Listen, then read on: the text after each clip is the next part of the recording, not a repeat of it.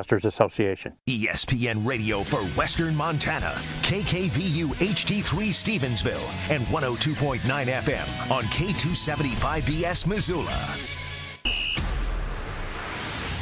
It's time for Montana's only daily sports talk show, Nuanez Now. Watch the show statewide on SWX Montana Television. I like football! Now here's your host, Colter Nuanez.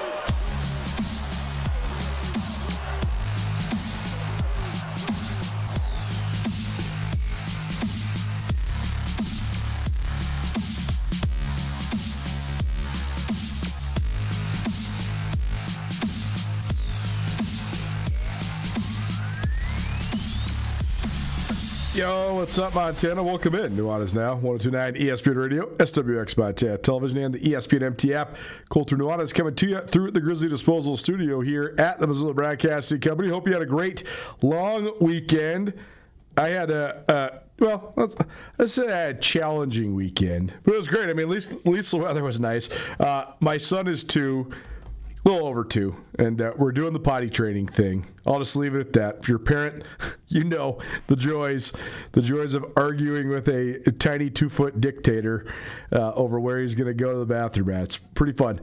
But other than that, a great weekend because we got to spend the whole time outside because that's what you do. That was the advice that at least that we got. So we were outside hanging out in the yard or hanging out at the park or hanging out at my brother's in-laws' house pretty much all weekend long. So hopefully you had a great long weekend. Hopefully you're feeling refreshed. Down the stretch we come. This is the final weekend of the I guess there's like a couple events that will happen after this that are sort of part of like the June slate. There'll be some regional and national track meets at the collegiate level. There'll certainly be some American Legion baseball getting going. There'll be Pioneer League baseball. And a smattering of other events, all-star football and basketball games for high school kids. But largely, the sports calendar for 25-26 comes to an end here this upcoming weekend. There is state championships scheduled across the high school sports landscape for everything from softball to baseball to track and field to tennis. So we'll give you a lay of the land throughout this show. I got basically a best of the best Treasure State stars, all about the high school track stuff from this last weekend, from the divisionals, sort of the precursor to state. Then we have a bracket reveal for both state softball and state baseball. Then I'm going to give you the best storylines going on right now in the state of Montana. All sports. A little football in here, but also a ton of spring sports. Just what's piquing my interest, what's sort of driving the way we're crafting the show. And then we'll also talk some NBA. I would say the biggest NBA game of the season is this evening. San Antonio, a convincing, lopsided victory in Game 4 on Sunday. And now here we are with the series tied 2-2 going back to Oklahoma City. And, I mean, this is it. It's a pivotal swing game. You know, if the series goes like how the odds makers are sort of predicting it'll play out, the Thunder will win tonight in OKC. San Antonio will win Game 6, and then we'll go back to OKC for a Game 7. But these two teams have stolen games on each other's home courts already. San Antonio won Game 1 in OKC, and OKC won Game 3 in San Antonio. So that's how we got to this 2-2. We each have one on each other's home court. So even though the Thunder are at home tonight, I don't know if you can say they're a definitive favorite. I mean, they're 4-point favorites for sure. But how much does it play? I mean, how much does the sort of the arc of the series, the back and forth, play into what we think is going to happen tonight? I don't know. But certainly the biggest game of the NBA season, because if San Antonio can somehow steal it, now they're going back to San Antonio with a chance to close out the series. If the Thunder can take control of the series, now they put the Spurs' backs against the wall, then the Thunder just got to win 1 out of 2 in the final, in Game 6 and Game 7 to close out the series. So it's going to be super fun to watch. It's been an awesome series so far. If you're an NBA hater, you should turn this on, because I think that especially the Spurs dispel a lot of the narratives that are going on right now around the greater basketball world when it comes to talking smack about the NBA. So check it out tonight if you do have skepticism about the National Basketball Association. So there you go. That's what's coming up here throughout this fine radio show leading up till 6 o'clock. We are coming to you through the Grizzly Disposal Studio. Grizzly Disposal, locally owned, veteran-owned, the only Bears that should be in your garbage. You want to stream it? You always can. 1029ESPN.com. You can also always find us on the ESPN MT app. You can also always find us on Facebook and on Twitch and on YouTube. Please subscribe to our YouTube channel if by chance you are streaming us and or watching this show archived there on YouTube. 406-888-1029. If you want to be a part of the show, you can always call it or text it and let us know what you want us to talk about. 406-888-1029. Give us criticisms, subject matters, anything and everything. We start today with some terrible news. J.D. Quinn, an All-Big Sky Conference center for the Grizz, offensive lineman, mostly played center for the Grizz in the late 2000s, passed away over the weekend. He was only 40. Sounds like he had been dealing with a pretty bad sickness for quite some time. A little speculation on what that sickness actually is. I don't know JD. We were in school together. I certainly met him and talked to him, but we were by no means friends, so I have no inside info there. So, I think the cause of death certainly has to be tragic if you are only 40 years of age, and that's how young JD Quinn was. So, This got me thinking about a lot of different things. First of all, it's always striking and jarring when someone your own age, J.D. Quinn's a year older than me, dies. That brings mortality right to the forefront, right? I mean, it's a pretty somber thing to try to think about. But also, I just started thinking about J.D. Quinn himself. Again, I cannot proclaim to know him well, but I certainly know a lot of people that do know him very well. I am really good friends with a lot of his former teammates. I think all of them would tell you that first and foremost, they remember J.D. Quinn as a tough SOB who was sort of a no-nonsense, take-no-prisoners guy from Texas who came into the University of Montana as a transfer from Oklahoma with a heck of a lot of swagger. And I think every single one of them would tell you that he was a hell of a teammate. He was an in-your-face, really intense guy. And I think that maybe intimidated a lot of people. He's also an immense person, about 6'5", 315 pounds. And he's got a lot of edge to him. So I think that was intimidating to people when we were in college, certainly. But his passing, again, on a personal note, tragic to have somebody that young die that soon. This is certainly news around Grizz Nation for sure. His former teammates certainly were impacted by this, and I had a lot of conversations with those guys this weekend. A lot of people were kind of just like, what the heck happened?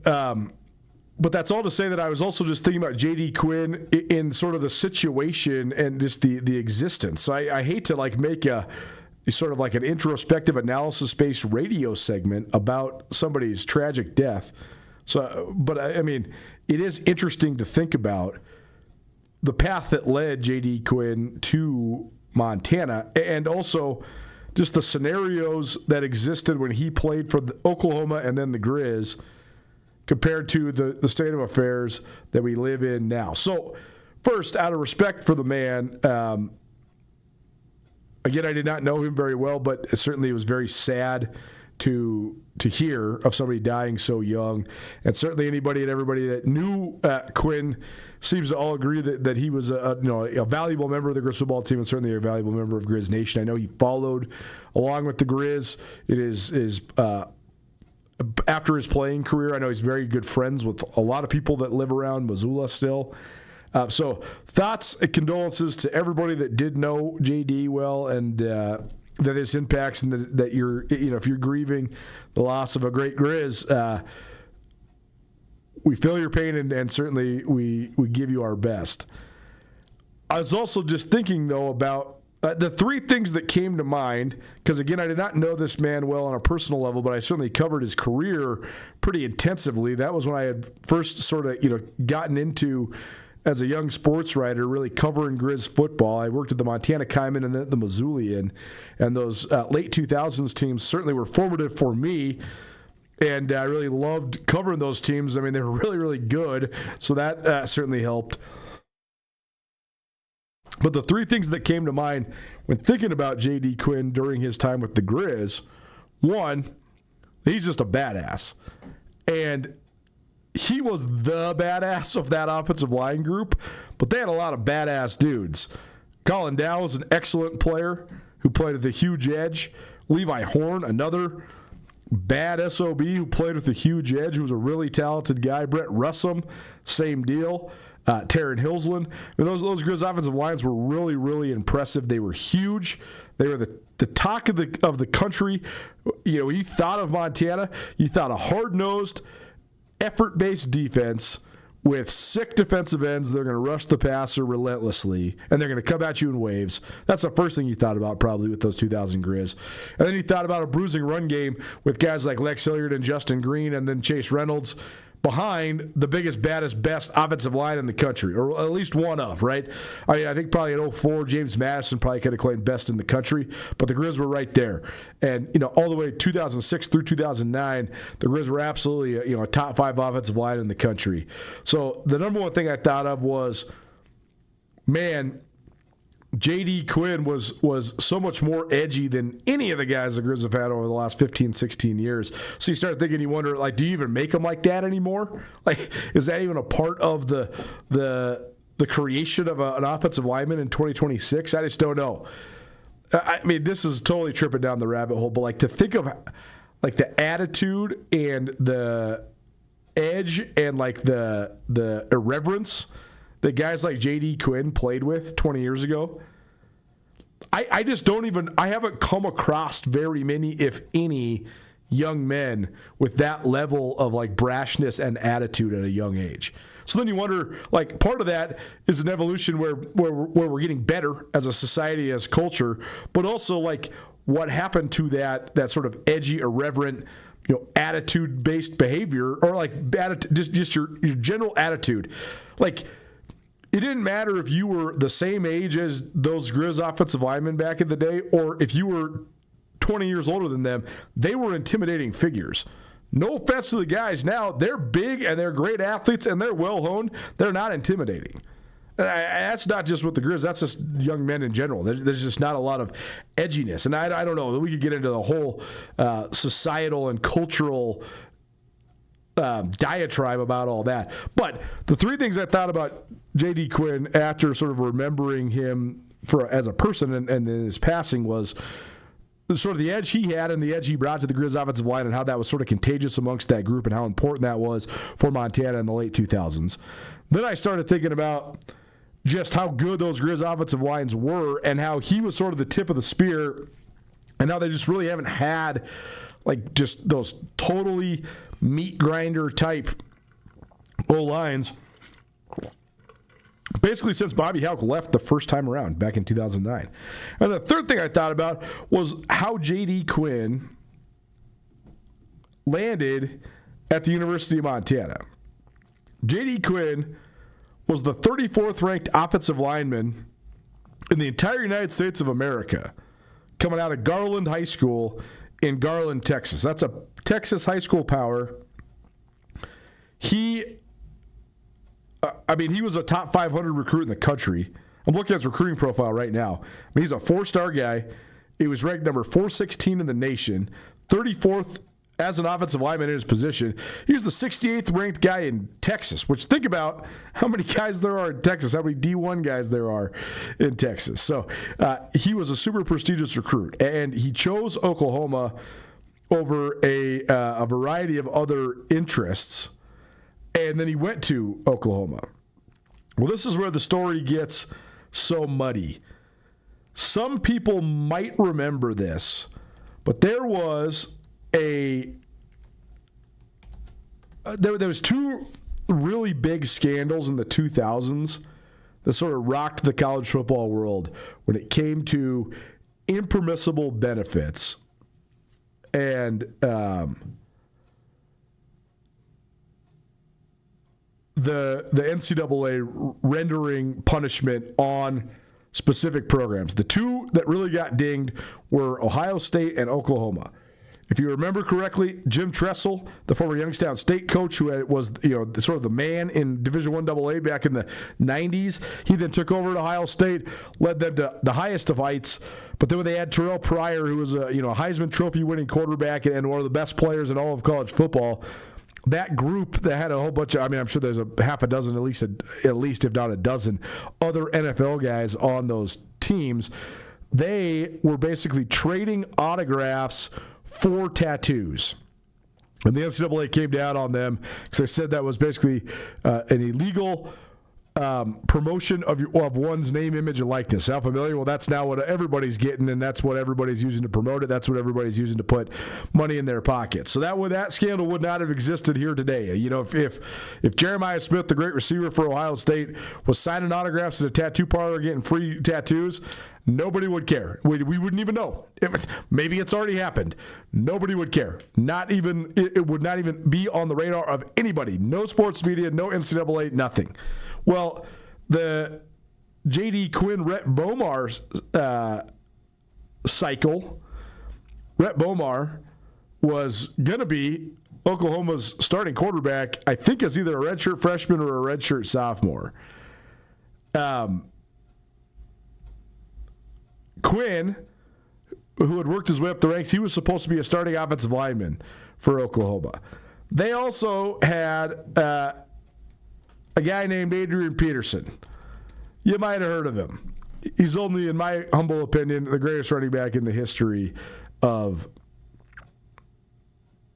first Oklahoma, but I think he's the best running back in the history of football. I know that certainly Walter Payton and Eric Dickerson and Emmitt Smith, Jim Brown, the list goes. LaDainian Tomlinson probably has to be on there somewhere as well. Some of the contemporary guys, Derrick Henry's probably knocking on the door, being on the top 10 list for sure. But to me, in terms of the combination of size, speed, fortitude, and just freakishness, Adrian Peterson is it to me. Well, the Oklahoma scandal was, this is so funny thinking about if this happened now, right?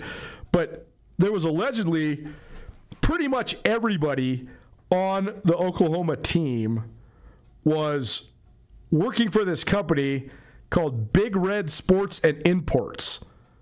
I have no idea what this company is doing, but basically a big booster or two was filtering massive amounts of money through this company, and these guys would basically show up for a promotional appearance once or twice a year, and then everybody would get a check. Rhett Bomar and J.D. Quinn would go one day, Adrian Peterson and whoever else would go one day. They go like 2 or 3 at a time, appear for promotional reasons, be at the place, and they basically would get, I think it's a car dealership maybe? I don't know. But regardless, they would just get paid, and the boosters were filtering the money through the business, and then these guys were getting paid for working like they were working full-time, but only having to show up once, twice, 3 times a year. That's it. Well, this came down, and again, the implication was that basically everybody in Oklahoma had been involved in this, including Adrian Peterson, and the Sooners didn't want their golden goose to be in the mix for being suspended. So they basically pinned this whole thing on a couple guys, and those 2 guys were Rhett Bomar and J.D. Quinn. Again, this is circa like 2006. So NIL, transfer portal, all that stuff, it's not even in our lexicon. This is back in the olden days when if you transferred, you had to sit out a year. If you transferred D1 to D1, FBS to FBS, Division 1A to 1A, which is what it was called back then. If you wanted to not have to sit out, you could transfer to Division 1 AA, but then you'd still have to be granted a waiver. So Quinn gets kicked off of Oklahoma. He's basically scapegoated, And him and Bomar ends up at Sam Houston State because he wants to play right away. He's a quarterback. And J.D. Quinn ends up at Montana. Well, then Quinn was under the impression he was going to play right away. Then he gets his waiver denied, so then he has to wait a whole year. So that was the third thing I thought about when I heard that J.D. Quinn, former Grizz great, had passed away, was that his scenario would not exist today. And so, sort of ironically, on one hand, he probably would have got a chance to finish out his career at Oklahoma, and Oklahoma was really dang good at the time, and they've been pretty much always good throughout the history of Oklahoma football, right? That would have been probably pretty cool for him. On the other hand, if he doesn't get in trouble, he probably never ends up in Montana. He doesn't have all these friends that he made up here. By the way, he was living in Texas when he passed away, so he's back in his home state. But it's just crazy to think that like that was such a thing. Like he got railroaded in Oklahoma. Him and Bomar both did. They got like cast out to the wolves, basically. Scapegoated, you're on your own. Then they both transferred to way lower levels than they probably should have been playing at. I mean, the Grizz are good, and the Big Sky was good at the time. But, like, I mean, again, Quinn was, like, slated to be a starting offensive lineman at Oklahoma. I mean, he is a rare talent to get on the offensive line in Missoula. Something would have had to happen to cost him. Like, he's a surefire power forward player. Something has to happen to cost him that opportunity. So, if this happens tomorrow, you know, if some booster is filtering money through some Montana car dealership and then guys are showing up there for 1 or 2 days a year and getting, you know, $10,000 or whatever, nobody would blink an eye at that. We wouldn't even know. And if anybody did know, nobody would care. So it's just crazy to think just 20 years ago that circumstance existed. Nuanez Now 129 ESPN Radio, SWX Montana Television, and the ESPN NT app. The tragic news of the weekend, J.D. Quinn, a former All-Big Sky performer, passed away at the age of 40. He was a center for the Grizz 2007 to 2009. 2006 to 2008. And was an All-Big Sky guy a couple times for the Grizz offensive line. But it just had me thinking about, first of all, the edge that he brought and the edge he played with, the attitude that he sort of had that influenced the whole rest of the team. Does that exist anymore in young men? I'm not sure. The Grizz offensive lines were so good back then. What's been the thing that's eluded them to get back to that spot? That's an interesting topic for sure. And if J.D. Quinn and Rhett Bomar played today, would they have ended up in FCS schools? I don't think so. The last point I'll make here is that I think that I was critical of the Grizz going after plug-and-play Division I transfer offensive linemen, FBS guys that are transferred in at the offensive line. But I was not critical of that dynamic when it was happening in the 2000s. But that's because the linemen you were able to get then, they're not created equal. Like, A.J. Forbes and Chris Walker were good players for the Grizz the last couple of years. Walker had transferred from Nebraska, as had Forbes. I'm trying to think of any other transfers they've had up front in recent years. But they certainly had a couple good ones. But none of those guys were even close to the quality of J.D. Quinn, Brent Russum, or Levi Horn. Quinn came from Oklahoma. Russum came from Arizona State. Horn came from Oregon.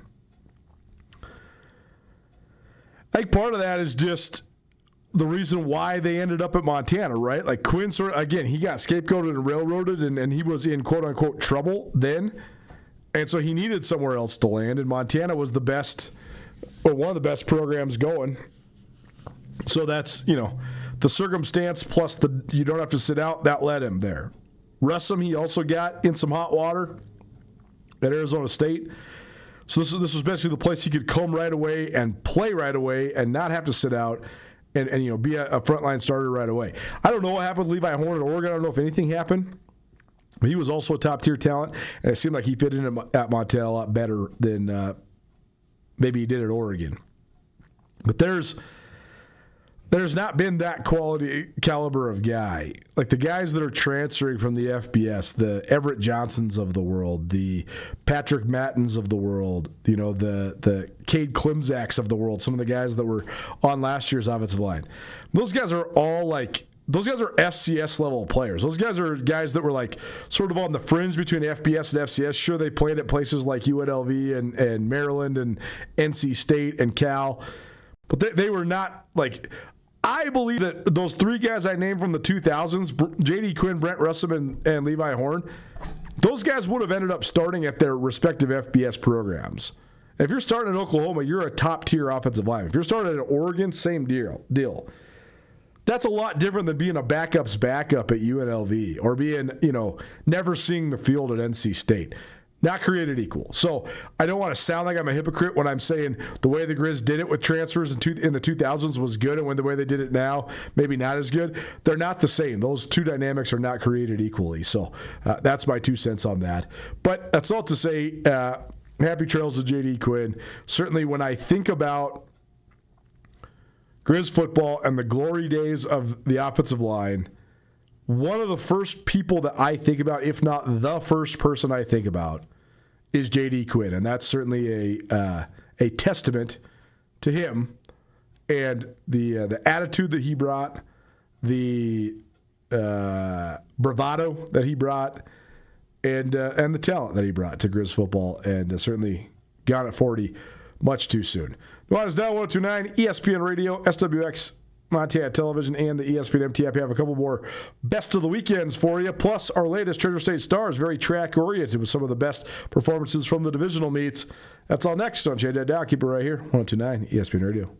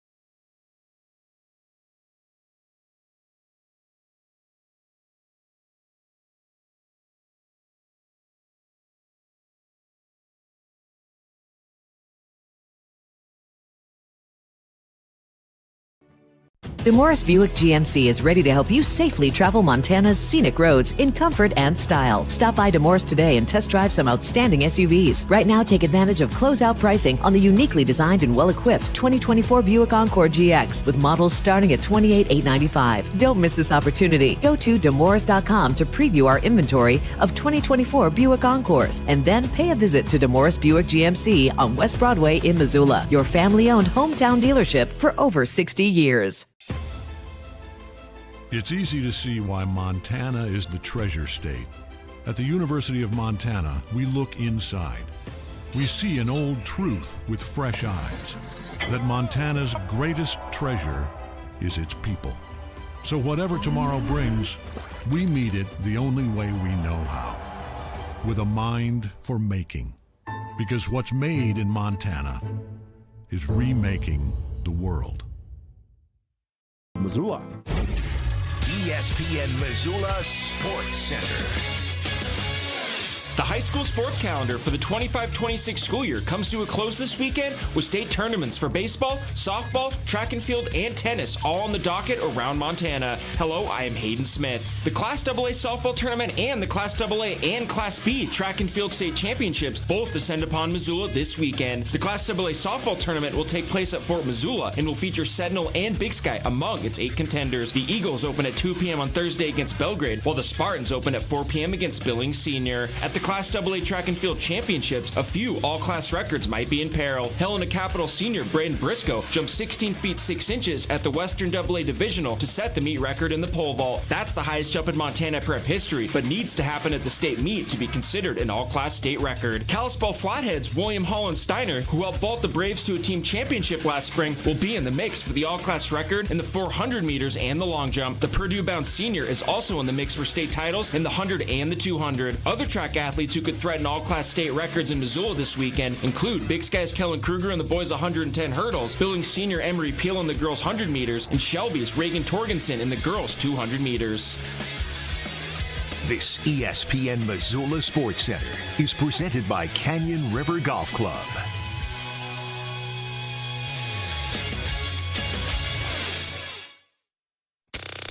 Nuanez Now on ESPN Radio.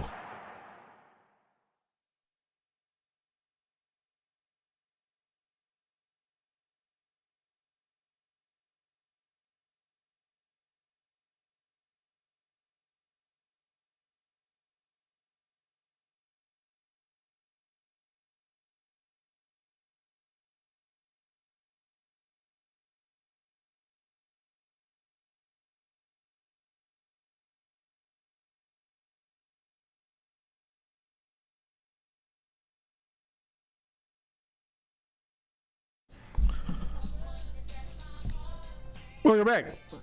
What's your night, ESPN Radio? Colter Nuanez coming to you through the Grizzly Disposal Studio. Grizzly Disposal has one bin recycling. They'll pick it up at your house twice a month. You want to add the service or make the switch, or both. Visit GrizzlyDisposal.com or call 406-541-7171. Grizzly Disposal, the only Bears that should be in your garbage. More best of the weekend. The Barnett. It's just called the Barnett Memorial, which is the Memorial Day tournament at the Missoula Country Club every single sort of kickoff to summer. It's always really well contested. It always has some of the best golfers from around the state and the region. Familiar face, familiar name. Sean Romsbacher takes home the Barnett Memorial title this last weekend. He's a stick. He's always fun to compete with and against in those tournaments. So. He's awesome, really good golfer, and that's his home course, so little home cooking for Sean Romsbacher. Also, the Montana Elite Invitational was in Butte this last weekend. That is a collection of some of the best high school basketball players. All of them have to be either going into their freshman, sophomore, or junior years. Or senior, going into like next year is either your freshman, sophomore, junior, or senior year. So anybody that was just a senior is not invited to it. It's people that are currently juniors going to be seniors. That's the oldest of the prospects. But 28 boys, 28 girls get selected. I am on the selection committee for this, so I get to vote each spring, or I guess each sort of winter into spring. And then they get them together and they divide them up into 4 boys teams, 4 girls teams, 7 players on each team. Then they have like a skill development sort of camp and then a round-robin type of tournament that lasts several days. And it's a great way for Montana high school basketball players to get seen and noticed and legitimized and all that sort of stuff. So pretty cool that Josh Eustace, a former Great Falls CMR standout, who's then a Pac-10 Defensive Player of the Year at Stanford and then went on to be a first-round draft pick in the NBA. He lives in Bozeman currently. He runs a basketball academy there, and he's done a great job forming this MEI and helping Montana kids get an elevated opportunity to sort of get some exposure. Other bets of the weekend, Billings West was down 13-4 in the bottom of the third inning. They scored, this is against their crosstown rival Billings Skivvy. This is in a play-in game to go to the state baseball tournament. But the Golden Bears scored 10 unanswered runs and had a couple clutch defensive plays to earn a 14-13 comeback win in Billings over the weekend. More on the state baseball brackets here coming up in just a little bit. If I think the pipeline from Carroll College to the University of Montana continues, Hunter Peck was a first-team All-Big Sky player for the Grizz last year after transferring over from Carroll. And Braden Orlandi was with the Grizz for spring ball. He was a Frontier Conference Defensive Player of the Year at Carroll and joined the Grizz in January. And now Wyatt Sanford is coming over. He's an offensive lineman. He's from Coeur d'Alene. He was first-team All-Conference this past season as a junior for the Saints. Started all 12 games. He's a right tackle who's listed at 6'4", 290 pounds. So I don't know if he's going to come in and be a depth guy for the offensive line or if they're expecting him to start right away. I think if you're bringing in a guy at this time of year who is a veteran senior who has all conference on his resume and you're getting him to grad transfer essentially to your school, I can imagine that I think you're probably going to play that guy, but I can't swear on it. So certainly just at the very least an extra body for the Grizz offensive line. I think he'll definitely be sort of on the two deep, but where does he fit in? Coming out of spring, I thought, so Dylan Jeptgaard's probably going to be the center. He was at a wedding, so he was not there during the spring game. Several other guys rotated at center. Don't get PTSD. They don't plan on rotating at center like they did last year. At least I don't think. But looks like Austin Beeler is going to be one of the tackles for sure. Looks like Dylan Drummond is going to be one of the starters as well, transfer from UNLV. And I think Lucas Freitas has to be in the mix there as well. So I think those four guys are pretty solidified. Well, maybe that fifth spot then becomes Sanford. I don't know if he can play on the left side. If he can, then maybe he's the left and Beeler is the right tackle. Beeler was working at the left tackle spot during the spring game, so I think that's probably a fit for him. There's a couple other young guys that were sort of trying to make waves during the spring session. So that's going to be, to me, the position group to watch during fall camp for the Grizz. I think that they need it to be good, but also when you lose 6 seniors from a year ago, it automatically just becomes a question mark already. But then when you talk about a new offensive line coach in Brent Myers and, the fact that they are so loaded at the other skill positions, it's basically like all eyes on the offensive line. I think the Grizz are going to be elite at quarterback, elite at running back, elite at receiver, and elite at tight end. I don't think, actually. I'm like certain. Tight end's the one where I don't know if they're certainly going to be elite, but there's a pretty good chance. I really liked what I saw from some of the young tight ends. I think that Reese Brooks has a chance to be a dude. I think that Mario Birdnow looks the part all day long. The guys have been in the program. I mean, Danny Sermon and Titus Rohr are both 6'7", so that's a good place to start with the tight end group. So, they have some stuff to prove, but I think that they have a chance to be elite. I know the receivers are going to be elite because Brooks Davis is elite, but I also think that Corbin Hendricks and Legend Lyons have a chance to be elite almost immediately. That trio is like an FBS caliber in terms of their talent all day long. Eli Gilman and the running backs, I mean, especially when you account for Hasheem Jones and Dylan Payne, that group's certainly elite. We know that. There's no disputing it. And Kelly Ayat is elite at quarterback. So the spot where Montana is be looking to solidify for the offense is the offensive line, and maybe Wyatt Sanford helps that, but he certainly is going to help add depth either way. Nuanez Now, 102.9 ESPN Radio, SWX Montana Television, and the ESPN MT app. Time for our Treasure State Stars. It's probably presented by Parkside Credit Union. Parkside Credit Union, a great place in western Montana to get a loan because Parkside Credit Union loves to say yes. This is a track heavy because there was some really good performances over the weekend at the divisionals. So we'll go through some of the AA, some of the smaller school, and we'll just try to sort of rip through these because I have a lot of names on this list, but there's a lot of fun things going on. Number 1, Braden Briscoe. He's a senior at Helena Capital. He set the Western AA divisional meet record with a pole vault of 16 feet 6 inches. That is the highest pole vault in the history of the state of Montana, but he only gets the divisional record for doing it because that's the meet he did it at. To set the all-class state record, he has to do it again in Missoula this weekend. 16.4 is the all-class state record. So he's right there. We'll see if he can put it together in Missoula here this upcoming weekend. Treasure State star number 2, Blake Williams, Missoula Big Sky. He set personal bests in both the 100 meters and the 200 meters. He broke 11 seconds in the 100 meters and 22 seconds, in the 200 meters to take first place in each of those events at the Western AA Divisional for Big Sky. And he also was on the first place relay team for the Eagles as well. If you're looking at team scores, by the way, the Glacier won on the boys' side. Helena High took second. Big Sky took third. And then Glacier won on the girls' side as well. Capital took second, and Helena High took third. Big Sky took fourth. Sentinel took fourth on the boys' side, by the way. So I think that's usually a good precursor for the team events. I think Glacier and Helena High will probably be two of the favorites, and then the Capital girls as well. Two contenders for the state championship on the team race at the AA meet. Also, though, the fact that you can automatically qualify for state before divisionals with just qualifying times, it skews the divisionals a little bit.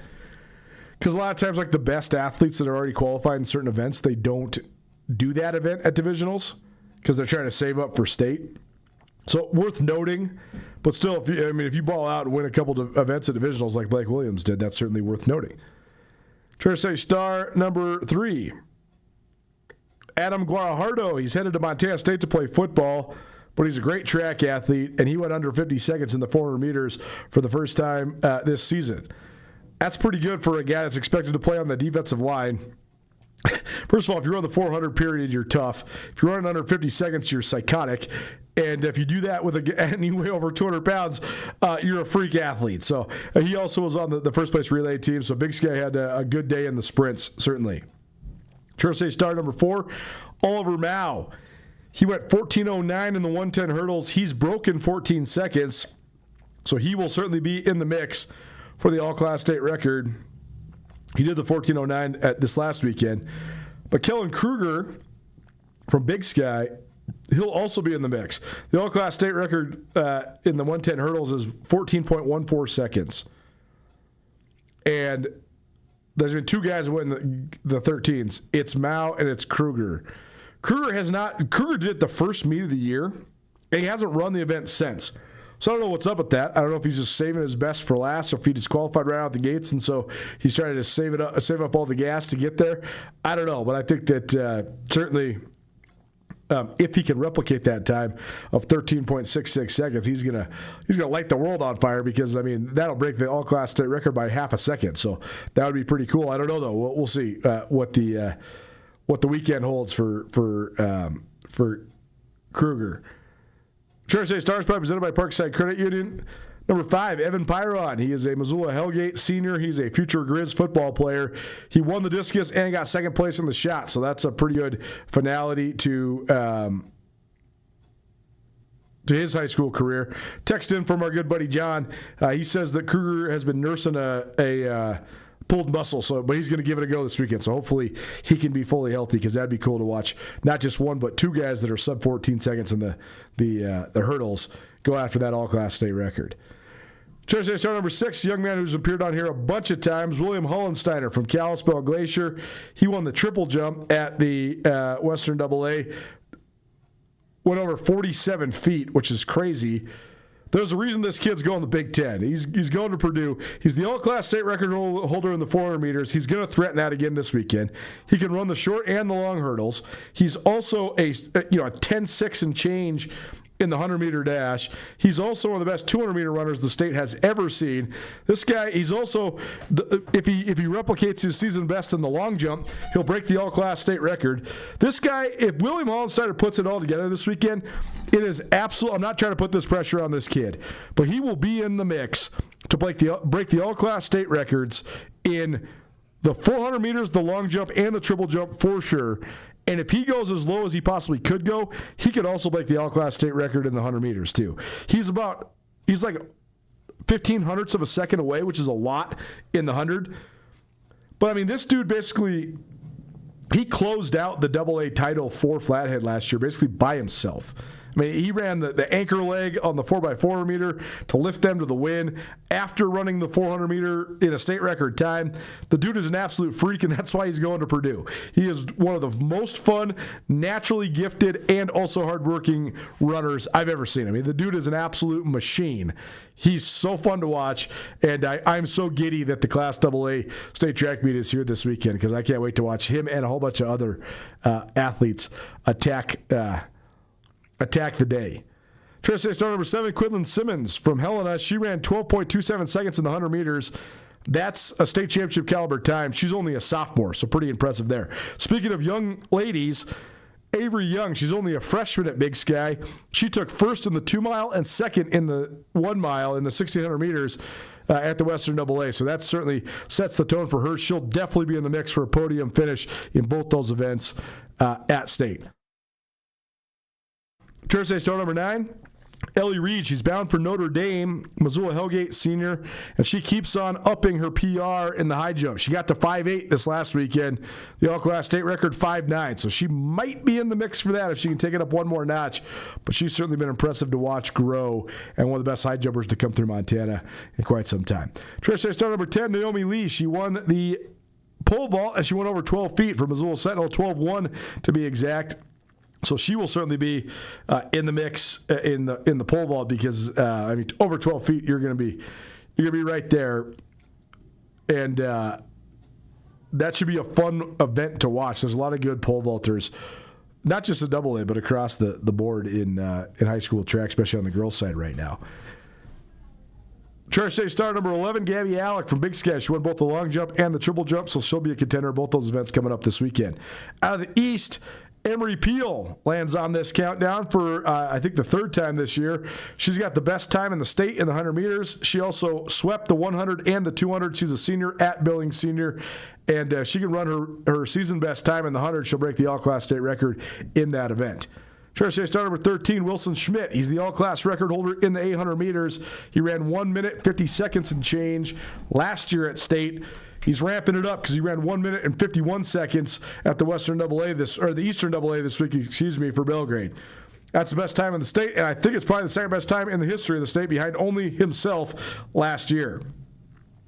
Charter State star number 14, Phoebe Makesoner. I hope I'm saying that right. She's a Bozeman freshman, and she won the 1,600 meters as well. So there could be a couple freshmen that get on the podium in the distance races at state.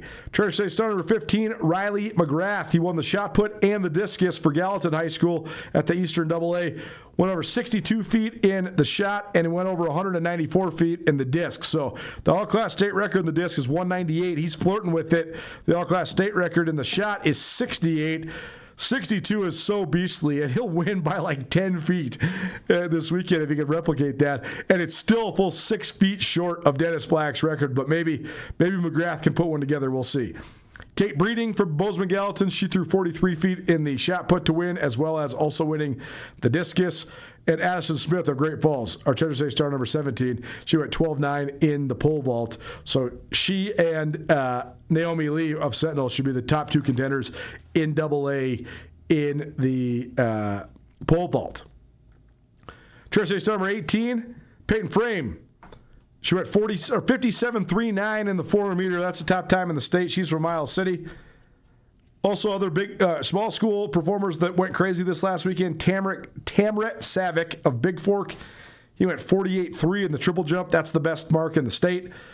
Allison Gama of Loyola had a huge weekend. She ran 14.57 in the short hurdles, 43.42 in the long hurdles. Those are both the best times in the state. And then finally, Lillian Boyd of Sealy Swan. She threw over 150 feet, 152 to be exact, in the discus. She'll be in the mix for the all-class state record. And that's the best mark in the state of Montana. Charter State Star is probably presented by Parkside Credit Union, a great place in western Montana to get a loan because Parkside Credit Union loves to say yes.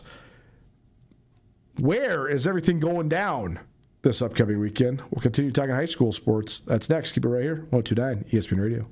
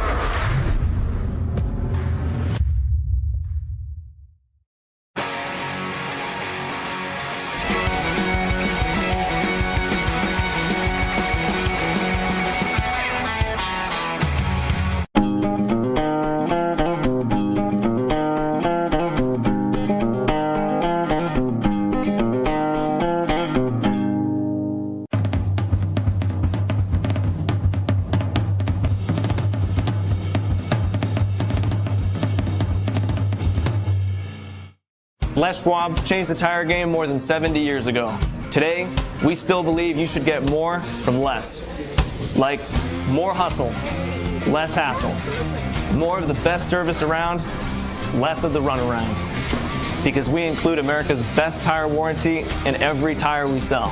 So you get more unbeatable warranty, less charging you extra. It's why we're more than proud to say, you get more from less.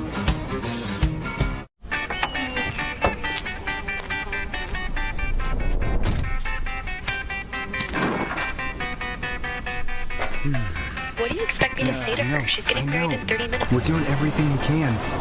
John, can you hear me? John.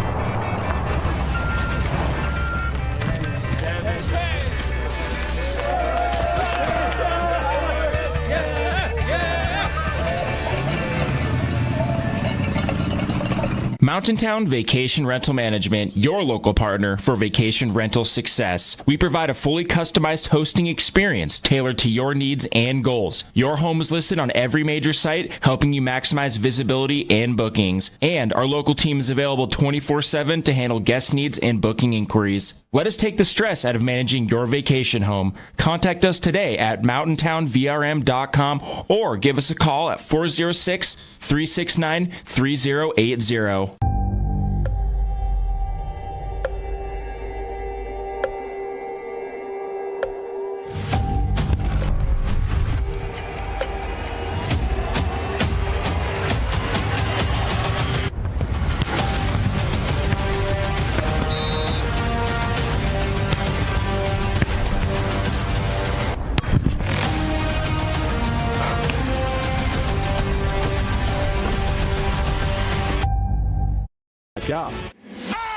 It's Nuanez Now on 102.9 ESPN Missoula. Watch the show statewide on SWX Montana Television.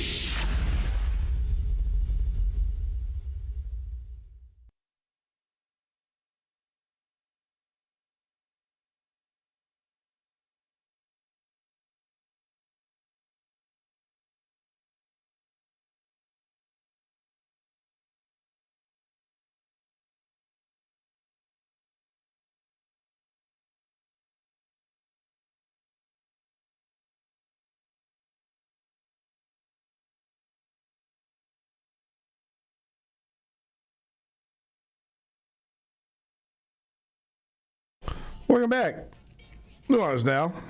129 ESPN Radio, SWX Montana Television, and the ESPN MT app. Colter Nuanez coming to you through the Grizzly Disposal Studio. Grizzly Disposal has construction roll-off boxes for your construction project. They can get them to you right away. Don't wait days or even weeks. Grizzly Disposal has them. Get them to you within 24 hours. You need a construction roll-off box? Call 406-541-7171. Grizzly Disposal. The only bears that should be in your garbage.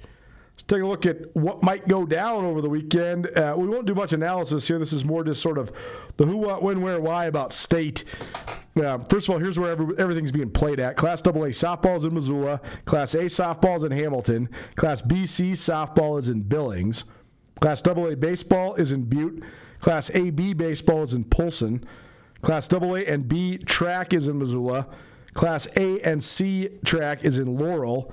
AA tennis is in Kalispell, A tennis is in Hardin, and BC tennis is in Missoula. So Missoula, 3 times the ladies, softball, AA and B track, and BC tennis. So if you're a high school sports fan in and around western Montana, there's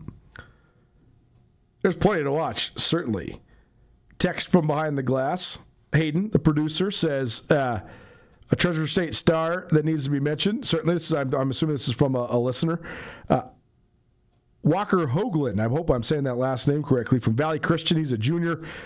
8 months after, sounds like pretty serious knee surgery, finished in the 400, second in the 400 meters, second in the 800 meters, was on a second place 4x100 meter relay team, and ran the anchor of the winning 4x400 meter relay team as well. So that's pretty cool at the Western C.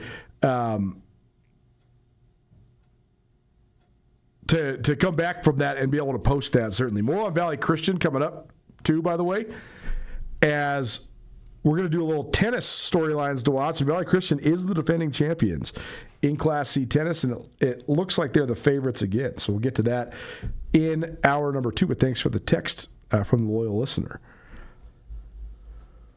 When it comes to the brackets here, I'll just give you the baseball and softball brackets. I mean, you already sort of know the lay of the land when it comes to track, and we'll give you the tennis storylines to watch in hour number 2. But the high school baseball brackets. Sorry, I'm trying to get these loaded up, but. The Western AA came all the way down the wire, and basically Big Sky and Sentinel shared the first ever Western AA title, so that's kind of cool. Big Sky got the tiebreaker for the city championship, but Sentinel won the tiebreaker for overall to actually take the number 1 seed into it. But this is playing out at Legend Stadium in Butte. Tournament gets kicked off on Thursday. Great Falls CMR plays Kalispell Glacier in the opener. Bozeman takes on Missoula Sentinel at 12:30. Bozeman Gallatin takes on Butte High at 4. And then Billings West plays against Missoula Big Sky at 6:30. That's all Thursday in Butte. At the AB tournament in Polson, Twin Bridges gets the Dillon and Twin Bridges co-op. They get the tournament kicked off with a matchup against Whitefish at 10 a.m. At 12:30, the co-op of Columbus, Red Lodge, and Park City takes on Columbia Falls. Frenchtown and Laurel play at 3, and then Big Fork and Billings Central play at 5:30. When it comes to softball, AA tournament here in Missoula will get kicked off. There'll be 2 fields going. It's at Fort Missoula. I answered my own question from last week. All it took was a quick Google search, but it's hard to do that while you're in the midst of talking. So last week I knew the tournament, AA tournament for softball was in Missoula, but I didn't know what facility it would be played at, but it is being played at Fort Missoula. So there's 2 fields going on at once. Kalispell Glacier, the defending champs, will take on Great Falls CMR at 2 p.m. Big Sky will take on Belgrade at 2 p.m. Then at 4 p.m., Billings West plays Butte, and Missoula Sentinel takes on Billings Senior. For Class A softball down in Hamilton, Frenchtown is the defending champions, but they are going to have to navigate life without Ryan Lucier. She is the reigning Montana Gatorade Player of the Year. She was their best player last year, and she had a knee injury, so she's going to be out for this. But Frenchtown plays in the opening game against Havre, and Libby takes on Ronan. Both of those are 11. Laurel, Polson, and Glendive Lockwood are both at 1. The 4 teams that received byes: Columbia Falls, Billings Central, Lewistown, and host Hamilton. And so they'll all play for the first time Thursday at 5. The BC tournament is taking place at Stewart Park in Billings. And Florence Carlton will look to regain their seat upon the throne, so to speak. They are 12-time champions, but they haven't won one since 2022. They'll take on Glasgow at 2 p.m. Manhattan, who won 2 years ago. They'll take on Troy at 2 p.m. Shepherd, who's the defending champs in Class BC softball, they'll take on Mac. That's Mission, Arlee, Charlo at 4 p.m. And then Three Forks will take on Columbus, Absaroka, Park City at 4 p.m. as well. So there's a look at your prep baseball and softball for the weekend. It's probably presented in part by DBAT. DBAT Missoula presenting our Diamond Time each week here on Nuanez Now. DBAT is a baseball and softball academy. They have full-service batting cages. So it doesn't matter if you're a beer league, slow-pitch softball guy that wants to get a couple cuts in, or if you're a high-level high school or college athlete who's playing softball or baseball at a super high level, DBAT has cages for any and all ability levels. They can also help coach you up, help hone your swing. They have a great pro shop there at DBAT as well, so you can get all your gear from bats to gloves to any other accessories you need for the Diamond Sports. And we got 2 cards for you. We're going to give you 75 swings each. We're going to give you 2 now because I figured, okay, well, one person, you're going to go by yourself. I don't know. Might as well go with a buddy. So we'll give you 2 cards, 75 swings apiece. So you can go and take a friend, take a family member, take a spouse, whatever. You want it? We got it. 406-888-1029. That's 888-1029. Text us if you want a pair of gift cards for free action in the batting cages at DBAT in Missoula. Hour 1 of the books, hour 2 coming at you. More free stuff coming your way. Tag Tuesday.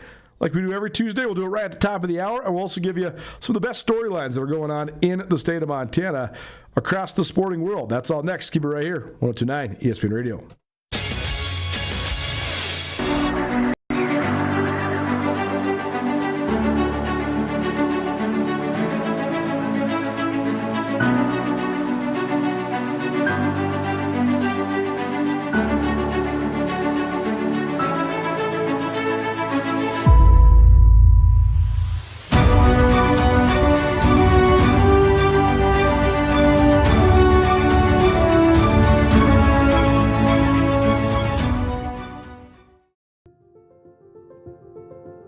Life can change in an instant. If you've been hurt in an accident, suffered from medical negligence, or are facing criminal charges, you don't have to face it alone. At Ryan Miller & Coburn, we're here to listen and fight for you. We're your neighbors, traveling across Montana to stand by your side as your link to justice. Real people, real help, right here in Montana. Ryan Miller & Coburn, your Montana attorneys. DeMorris Buick GMC is ready to help you safely travel Montana's scenic roads in comfort and style. Stop by DeMorris today and test drive some outstanding SUVs. Right now, take advantage of closeout pricing on the exceptionally designed 2024 Buick Envision with models starting at $39,795. Don't miss this opportunity. Go to DeMorris.com to preview our inventory of 2024 Buick Envisions and then pay a visit to DeMorris Buick GMC on West Broadway in Missoula, your family-owned hometown dealership for over 60 years. Around here, we see a lot of people head out. No matter where they're going, we just make sure they're ready.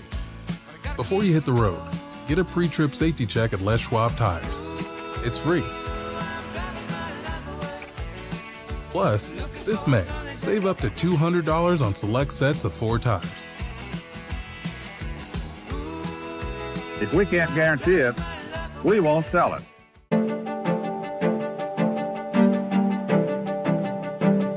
Life's about the journey, not the destination, right? Why can't it be about both?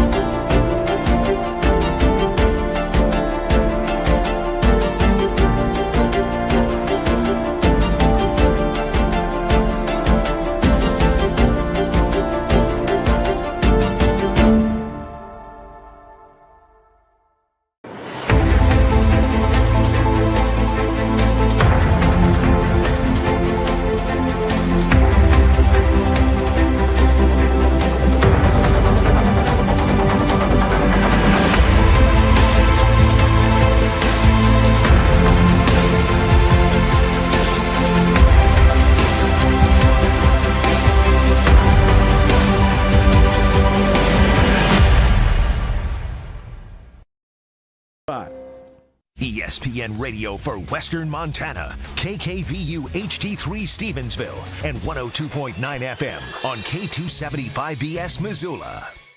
ESPN Missoula Sports Center.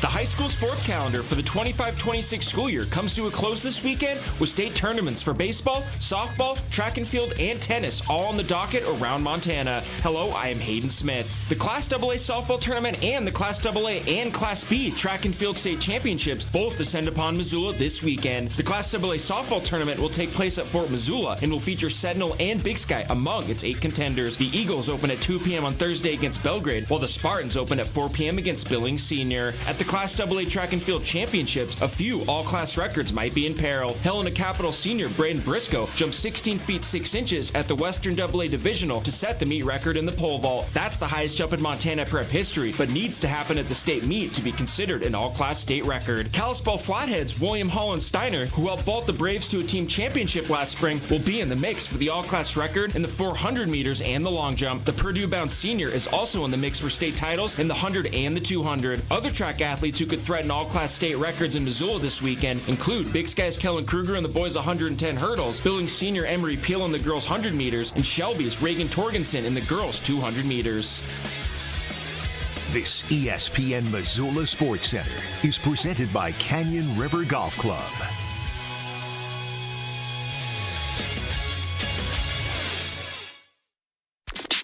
This is is Nuanez Now on 102.9 ESPN Radio Missoula.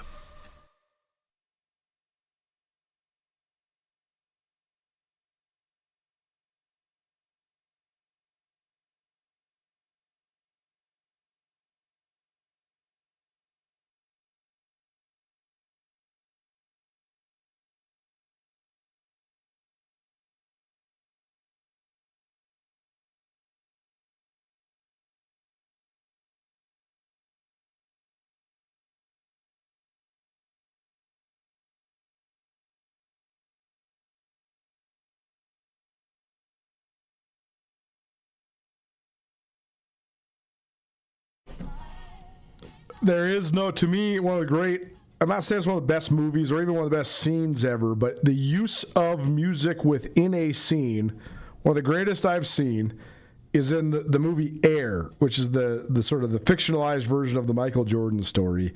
Matt Damon, Ben Affleck, it's sort of the creation of Nike and Air Jordans and Sonny Vaccaro and all those different characters. But it's like Sonny Vaccaro's car, his Porsche, pulling away from the Nike facility with that song. It'll always remind me of that. Welcome back to Nuanez Now, 102.9 ESPN Radio, SWX Montana Television, and the ESPN MT app. Not a ton of good news on the front page of ESPN.com. This just hit the wire. Josh Jacobs, the star running back for the Green Bay Packers, arrested Tuesday and booked on several domestic violence charges. This is according to the Hobart Lawrence, that's in Wisconsin Police Department. I don't have anything else to say other than that's bad news for the Packers and probably bad news for Josh Jacobs. But innocent until proven guilty, so we shall see. Also, another story that's been sort of atop the news stack, Brendan Sorsby, who's supposed to be the starting quarterback for Texas Tech, he got himself in a massive gambling scandal. Basically got caught betting on a variety of different sports. He's been pretty open about everything he's been gambling on, but it's like, man, how do you even get to this point? The guy was gambling on like everything, stuff that you'd have to go out of your way to even find odds on and be able to make bets on. It is illegal for NCAA athletes to gamble on anything, but he also has admitted to gambling on his own team and his own games. Never bet against his team, but still not good. Anyways, he was denied reinstatement for the 2026 season. NCAA denied it with the line which is in line with precedent. It'd be put to a lawsuit basically, and we'll see. Texas Tech's going to appeal it and try to get him reinstated. So I would be, if I was a betting man, no pun intended, Sorsby's not playing next fall. I don't really know how you can. That's about it for the headline news coming out of today. Kenny Atkinson will be retained as the Cleveland Cavaliers head coach. More on that later on. Man, here's the thing. I sit here and I try to be as fair and as objective as possible when I'm talking about the NBA. I love the NBA. I know I'm biased towards the NBA. I love studying the history of the NBA. And I find it just wildly entertaining to watch, especially during the playoffs. I also understand almost all of the criticisms of the NBA. And when games like last night's game happen, it does nothing for when I'm arguing that you should go out of your way to watch the NBA and that you're missing it if you don't. And then last night's game happens, and if that was the one you watched, if you're like, Coulter, what the hell are you talking about? You're right. Because most of this playoffs has been great. The Spurs-Thunder series has been amazing. Some of the great playoff games I've ever seen. Last night, the Cavs just quit. They looked like a team that had not only quit on their season, but had quit on each other. Like, if you saw, like, a breaking up of the band, like if the band broke up after the game, like, that would not be surprising at all. You could just tell they were ready to be done. They were ready to be done with each other. They quit. They straight up quit. And Charles Barkley ripped them on Inside the NBA after the game, and I agreed with everything that Chuck said. So if that's the one game you tuned into, I'm sorry, because it was just not a Not a good game. I mean, they were down 40 most of the second half, and they ended up losing by 37. But Kenny Atkinson is keeping his job. What do the Cavs do next? We'll get to that in hour number 2. But before we dive into some of the best storylines from around the state of Montana this spring, we got to give you some free stuff. First of all, we got to remind you, this is Nuanez Now. We are coming to you to the Grizzly Disposal Studio. You can find us live streaming on 1029ESPN.com, the ESPN MT app, as well as Twitch and Facebook and YouTube. And if you want to be a part of the show, 406-888-1029. And if you missed anything in the first hour of the show, you can find it on the Nuanez Now podcast, available on all your various podcast hosting platforms. Okay, before we get to the best storylines, how about some sandwiches? Tag Tuesday, probably presented by Taglieri Deli. There's 2 locations in the city of Missoula. The original on the corner of Beckwith and Higgins, and then the new one, newer now, been around for a couple of years, in the Sawmill District on Wyoming Street. You can order online. They'll have it ready for you. You can pick it up right there. Also be sure to peruse their Italian-style goods, whether it's the old world wine or the pastas, pasta sauces, olive oils. All of it's good, and our gift card is good to buy any of it. $25 coming your way. All you have to do is text us, 406-888-1029. That's 888-1029. Text us and let us know what you want us to talk about. That'll get you entered in to win a gift card to Taglieri Deli. Tag Tuesday, every Tuesday here on Nuanez Now. All right, the next part of this conversation, probably presented by our friends at Cash One Pod. Best storylines, dominant storylines going on around the state of Montana right now. First of all, certainly the end of the calendar year for the academic and athletic calendar year is always a fun time. You know, it's always sort of a time of reflection and, you know, coming of age ceremonies and graduations, et cetera, et cetera. So I always sort of love like the nostalgia and also just the celebration that comes with this time of year. So certainly in the here and now, the graduation parties and the state meets, like that's what everybody's going to be doing, and it's just a fun sort of communal way to get together. And I'm super stoked to be able to go down to basically the Big Sky this weekend and just be at Missoula County Public Stadium and state softball back and forth, getting some interviews, getting some storylines, all that stuff. That's going to be really fun. So that's the number one story in the here and now contemporarily. But big picture, I think that the overwhelming stories right now in the state of Montana that everybody's talking about have to do with the 2 respective football programs. And at Montana State, not only are they defending national champions, but this offseason, both from the coaching staff perspective and the player perspective largely, they have, not exclusively, but the majority of their team has bucked the trend of what has become commonplace for FCS programs. After a year like they had, where you went 14 in a row after starting 0-2, you run through the playoffs, you beat the rival twice in a month, and then you have this epic seesaw tug of war with Illinois State, and you end up winning the national championship by 1. If that was sort of like the final note to the symphony and then the whole thing just fell apart, that wouldn't be that surprising this day and age. And certainly there was some attrition.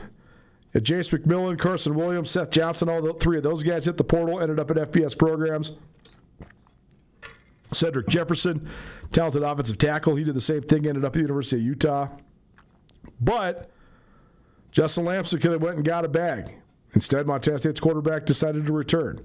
Taco Dowler could have went and got a bag. Instead, the stud receiver and punt returner decided to run it back. Adam Jones, second offseason in a row, he could have went and got a bag. He didn't. He's staying at Montana State.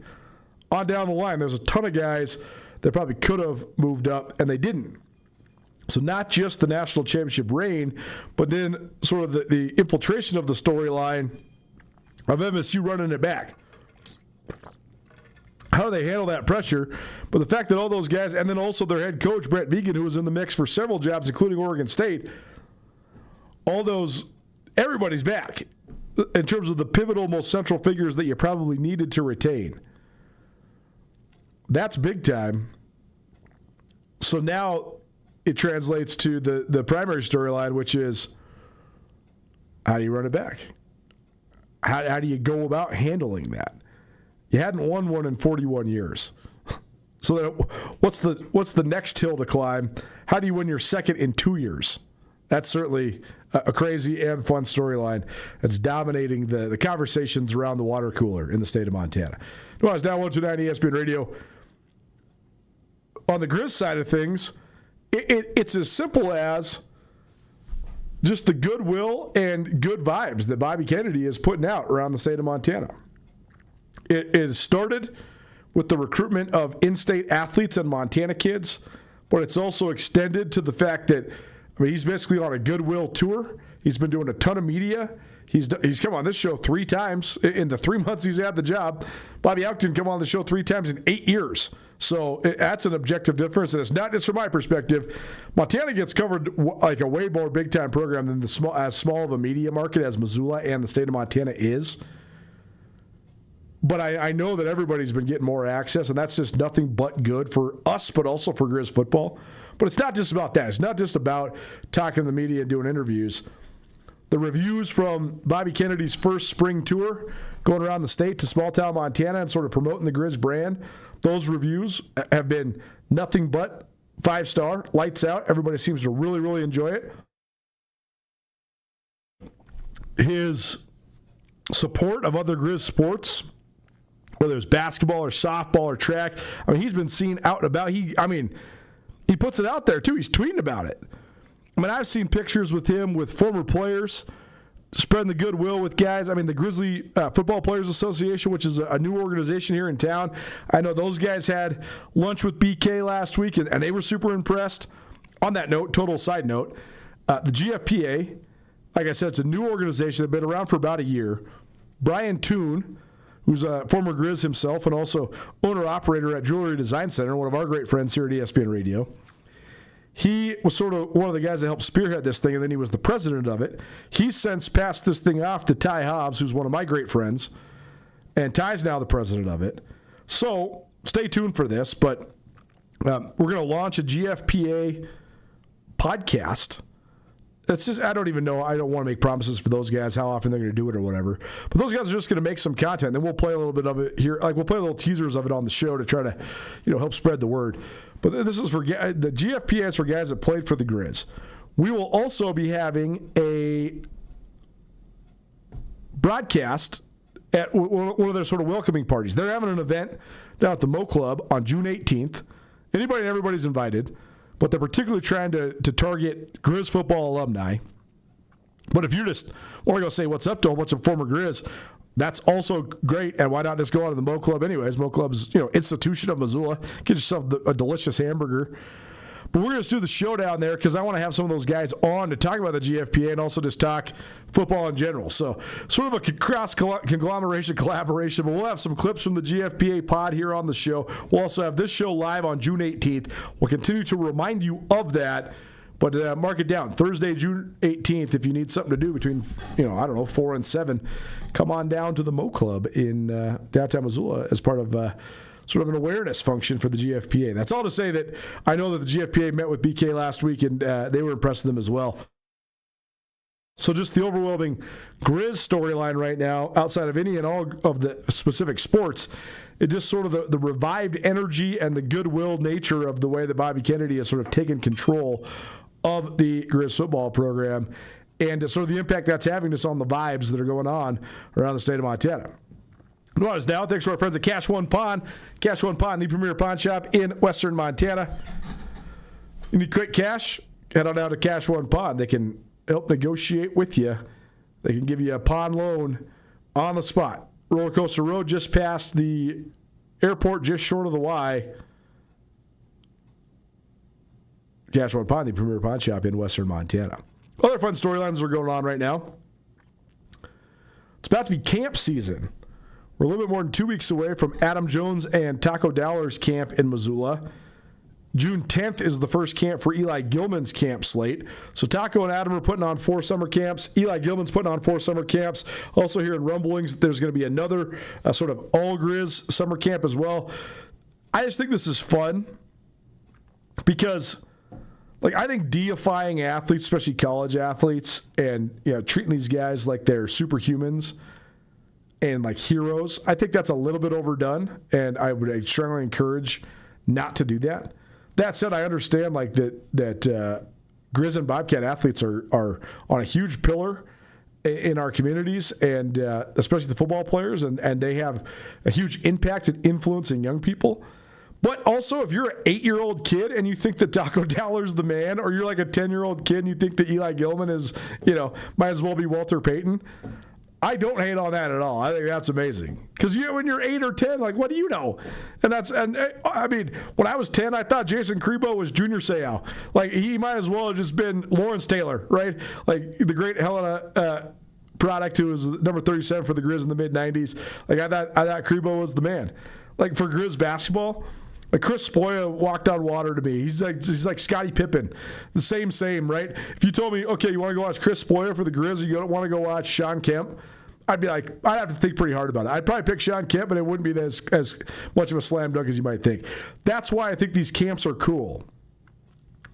Because if you can go see and hang out with Eli Gilman and work with him for 3 hours, or Taco Dowler and Adam Jones and work with them for 3 or 4 hours, and also talk to them and get their autograph and maybe have a hot dog with them afterwards or whatever, that's what it's all about, man. That's cool. Like, again, I know these guys are making money off these camps. It's part of the motivation to do it. But if you're actually trading your service, you're going to give instruction. You're going to make a whole bunch of kids' days and summers probably, right? Like, how long are the fourth graders going to be talking about when they went to Eli's camp? For weeks. Same with Taco and Adam. So that's cool. And that's what NIL is supposed to be all about. And, again, I know these guys are making some bucks off of it, but I also think it's a cool way for them to give back. And I tell you this,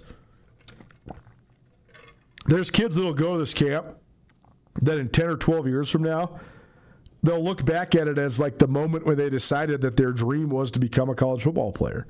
And I bet you a small percentage, but a couple of those kids will go on and play for the Cats or the Grizz. That's cool. Like, that's so cool. You heard Taco Dowler tell the story on this show last week. He said he remembers shooting hoops at Billings West games growing up when he was a little kid. When you remember shooting hoops at a Billings West Great Falls CMR game when Josh Eustace played for CMR. And like Taco said, like, he thought Josh Eustace did go on to play in the NBA, but Josh Eustace as a high school kid might as well have been an NBA player to young Taco Dowler, right? Well, now Eustace lives in Bozeman, and Taco got a chance to like see him and hang out with him this offseason, and just normal guys talking about sports, but like a cool retrospective moment, right? Like, now Taco Dowler is the one that people look up to, when Josh Eustace was the person that Taco Dowler looked up to. That kind of stuff matters. Like, paying it forward and influencing people and giving them great experiences and giving them joy in their lives, that matters. And that's what these guys are doing. And I think it's so great. And again, I know that people are always screaming and yelling and they're always mad at me. If you're a Grizz, I talk too much about the Cats. If you're a Cat, I talk too much about the Grizz. I can tell you that I have a distinct plan for this show, and I don't talk about one more than the other definitively and intentionally, but that's besides the point. If you are one of those people that's like, well, I wish you wouldn't promote Taco's camps, you should just promote Eli. Or I wish you wouldn't promote Eli's camps, I wish you'd just promote Taco and Adam. That's just not it, man. I think these camps are great opportunities for kids. I also think these guys are doing it right, and it's my pleasure. I mean, basically, they do interviews with me all the time, which helps drive the content of the show, helps drive the business model of this entire operation. That's totally worth it for me to get a 15-minute interview with Taco Dowler or Adam Jones or Eli Gilman, and then give them a couple minutes to say, hey, here's my camp, here's where it's at, here's how you sign up. I just think it's awesome. I think it's a great deal. I think they've both used their great entrepreneurial minds, all three of those guys, to sort of get some stuff going that I think is going to benefit the community at large. Nuanez Now 129 ESPN Radio, SWX Montana Television, and the ESPN MT app. Want to do some more prep stuff, because I actually do have some storylines and some analysis for tennis, track, softball, and baseball. We'll take a break. We'll come back on the other side, give you a prep extra, storylines to watch this upcoming weekend. That's next. Keep it right here, 102.9 ESPN Radio.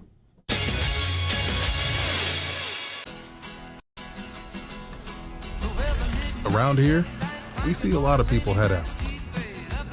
No matter where they're going, we just make sure they're ready.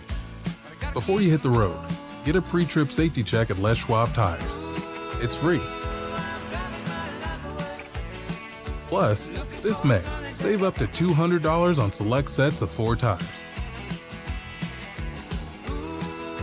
If we can't guarantee it, we won't sell it. At Shields, we're anglers, endlessly seeking and refining techniques. We're hunters and storytellers, because we've been out there. We're experts that put products and gear to the test, so we can share that knowledge with you. At Shields, we understand your outdoor journey and the path you're on, because we walk it too, every step of the way.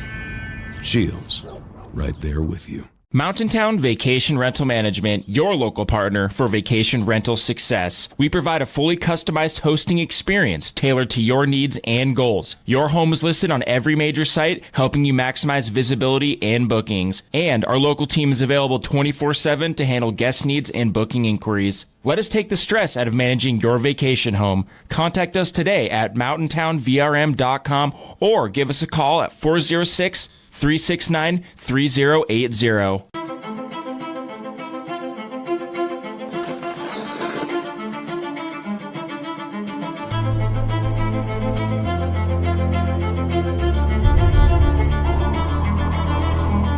The rare moments in life, they're not just few and far between. They're meant to be treasured.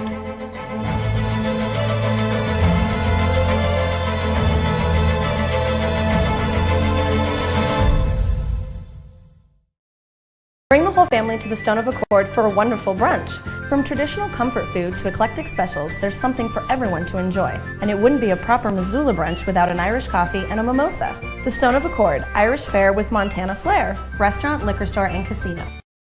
At the Stone of Accord, we use the freshest ingredients to create our homemade traditional Irish classics, fresh salads, and creative specials. Come enjoy our warm, family-friendly atmosphere. The Stone of Accord, Irish fare with Montana flair. Restaurant, liquor store, and casino.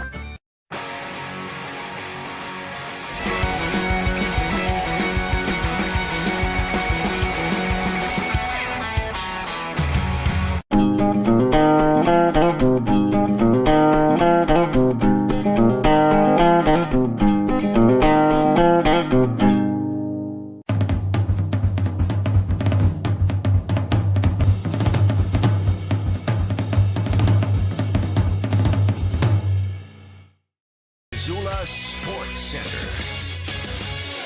The high school sports calendar for the 25-26 school year comes to a close this weekend with state tournaments for baseball, softball, track and field, and tennis all on the docket around Montana. Hello, I am Hayden Smith. The Class AA softball tournament and the Class AA and Class B track and field state championships both descend upon Missoula this weekend. The Class AA softball tournament will take place at Fort Missoula and will feature Sentinel and Big Sky among its 8 contenders. The Eagles open at 2 p.m. on Thursday against Belgrade, while the Spartans open at 4 p.m. against Billings Senior. At the Class AA track and field championships, a few all-class records might be in peril. Helena Capital senior Braden Briscoe jumped 16 feet 6 inches at the Western AA Divisional to set the meet record in the pole vault. That's the highest jump in Montana prep history, but needs to happen at the state meet to be considered an all-class state record. Kalispell Flathead's William Holland Steiner, who helped vault the Braves to a team championship last spring, will be in the mix for the all-class record in the 400 meters and the long jump. The Purdue-bound senior is also in the mix for state titles in the 100 and the 200. Other track athletes who could threaten all-class state records in Missoula this weekend include Big Sky's Kellen Kruger in the boys' 110 hurdles, Billings senior Emery Peel in the girls' 100 meters, and Shelby's Reagan Torgensen in the girls' 200 meters. This ESPN Missoula Sports Center is presented by Canyon River Golf Club.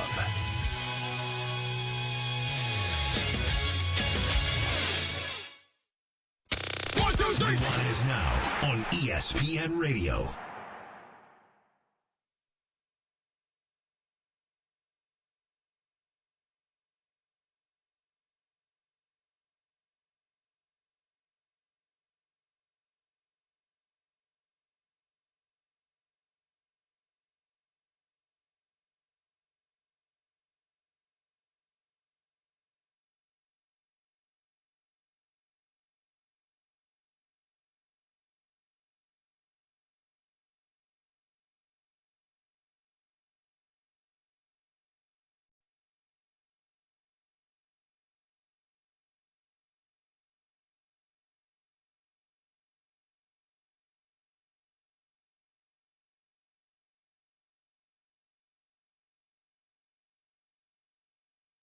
Welcome back. Welcome to ESPN Radio, SWX Montana Television, and the ESPN MT app.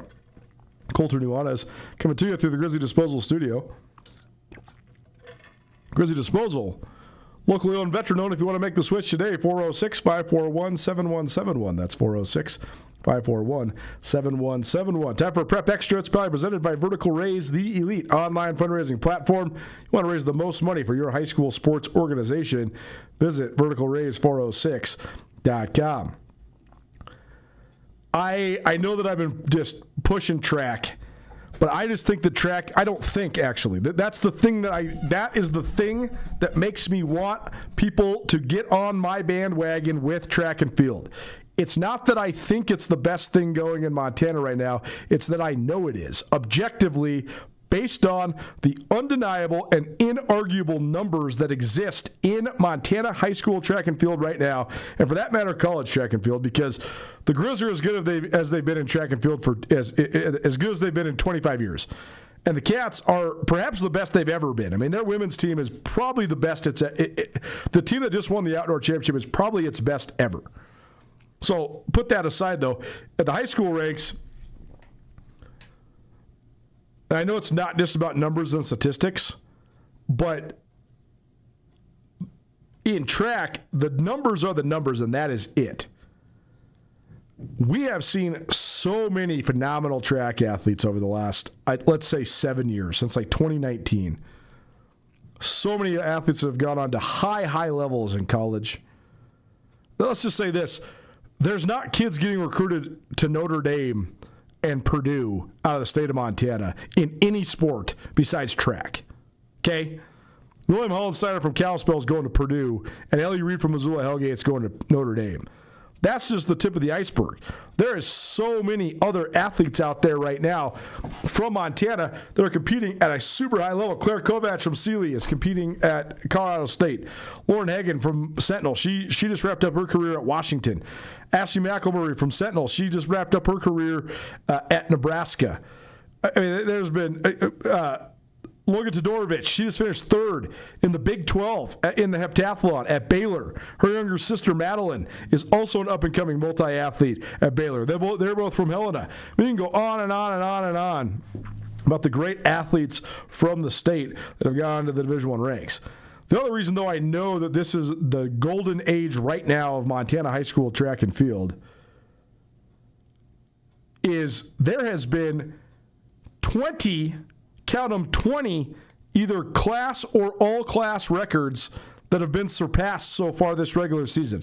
Now, again, I always go back to this.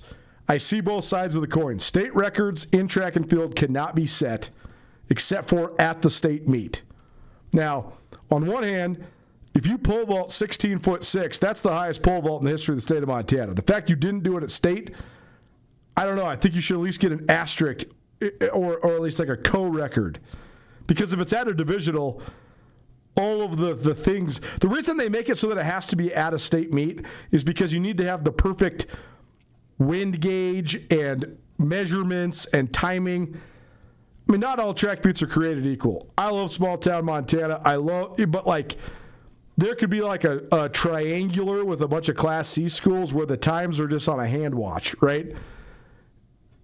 At state, it's always going to be AccuTrack times, laser-timed races. The marks are going to be perfect. The wind gauges are perfect, all that. So I get the quality control, and that's why they make it have to be at state. That said, if you're like Braden Briscoe from Helena Capital, you went 16-6 at the Western AA Divisional this last week, and that's a state record. But he has to do it again, right? It ramps up the pressure. But then that also gets back to the primary reason why I love track and field is for Braden Briscoe to set the all-class state record, he's got to do it in the biggest moment. Like, this is it. This weekend in Missoula, he has to do it. But there's a whole bunch of meet records and class records that might fall. Again, Class AA and B is here in Missoula Thursday, Friday, Saturday. The Class A and C meet is in Laurel, same days, Thursday, Friday, Saturday. The sprints should take center stage at both of these track meets. The all-class 100-meter record is 10.5 seconds. That was set by Great Falls CMR's Damian Nelson. Only Cooper Nelson of Helena Capital has run a faster time this season, but he might be out for state. But he ran 10.49 earlier this year. That said, this could be the fastest AA state track 100 meter ever. 12 AA sprinters have gone under 11 seconds this spring. That is incredible. That is for sure the most ever that have done that. The 11-second mark is like hallowed ground. I mean, at one point, like when Tuff Harris ran 10.7, there was probably only like 24 guys ever that had gone under 11 seconds. So to have 12 guys go under 11 seconds in one classification in one spring is stunning. There's also 2 more that have gone right at 11.01 and another that's gone right at 11.02. So you got 14 guys that have ran 11.02 or faster. Could we have a 100-meter heat final in AA where every single person in the final goes under 11 seconds? If that's the case, even if Cooper Nelson, who has the best time in the state out of Helena Capital at 10.49, even if he can't go because it sounds like he's got an injury, we still could see the state record fall. Because if you're running in that fast a heat, either everybody's going to be in the mix for the state record or nobody is. That's how it's going to go. Everybody's going to run like 11.1 because of nerves, or everybody's going to run like 10.4. It's going to be must watch. Can't wait for it. I'm so excited for the 100-meter final at the AA meet. On the girls' side, Billy Senior's Emery Peel already clocked a 12.03, which is faster than the all-class state record, which is held by the previously mentioned Logan Todorovich from Helena High. Peel will also face stiff competition. Quinlan Simmons of Helena High has gone low so far this year, as has the Billings West trio of Carly Mann, Demery Boyd, and Nora Allen. So that should be a fun one to watch as well. In Class B, Columbus star Buck Prather has set the track world on fire. He has run as fast as 10.75 seconds in the 100 meters. He's run as fast as 21.61 seconds in the 200 meters. Both of those would be Class B records if he ran them at the state meet. And the 21.6 is in the mix for the all-class state record as well. Regan Torgensen of Shelby, she tied the state record in the 200 meters earlier this year, 24.81 seconds. That matched the legendary Conrad runner Lonnie Perkins, who ran 24.81 in 2003. So Torgensen, anything faster than her PR this year, she'll set the Class B record.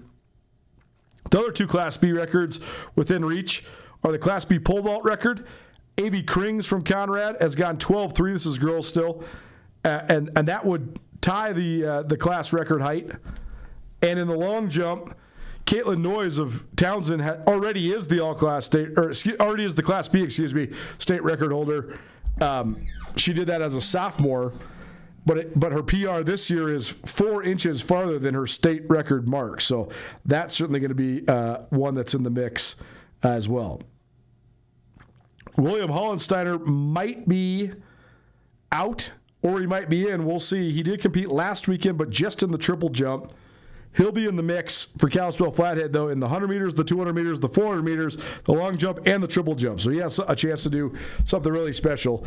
Kellen Kruger, Missoula Big Sky, and Oliver Mao from Helena Capital have each ran under 14 seconds in the 100-meter hurdles. Kruger has not run since the first meet of the year. So we'll see. But it sounds like he's going to try to give it a go this weekend, but unsure. He's a Weber State-bound senior from Missoula Big Sky.